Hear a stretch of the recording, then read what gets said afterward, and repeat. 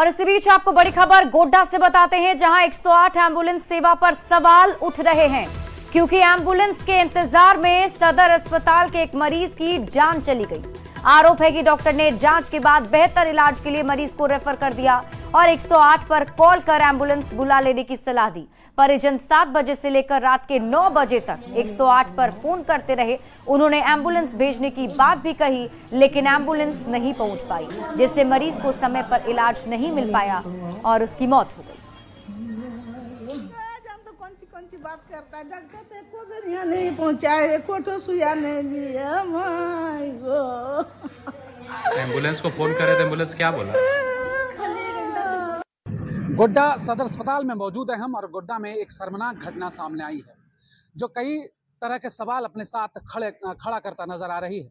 स्वास्थ्य विभाग का सबसे बड़ा सवाल है 108 एम्बुलेंस के संचालन की पूरी व्यवस्था पर सबसे बड़ा सवाल है।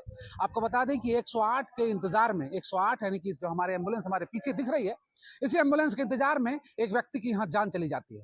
वक्त था कल शाम में जब एक व्यक्ति यहाँ पर पेट के दर्द की शिकायत को लेकर भर्ती होता है, तो डॉक्टर के जांचोपरांत डॉक्टर ने कहा कि जल्द से जल्द आप एम्बुलेंस बुलाइए, क्योंकि इसे हम वहाँ बेहतर इलाज के लिए बाहर रेफर कर रहे हैं।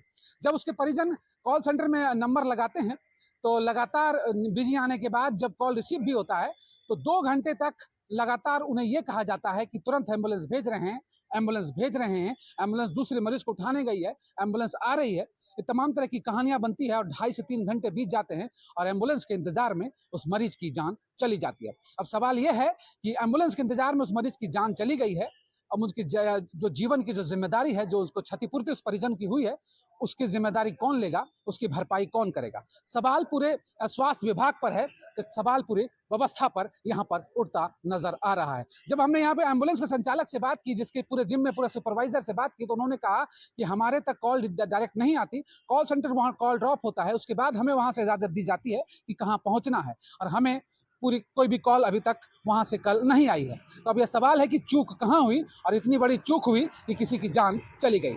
अमित सिंह, न्यूज़ 18 गोड्डा।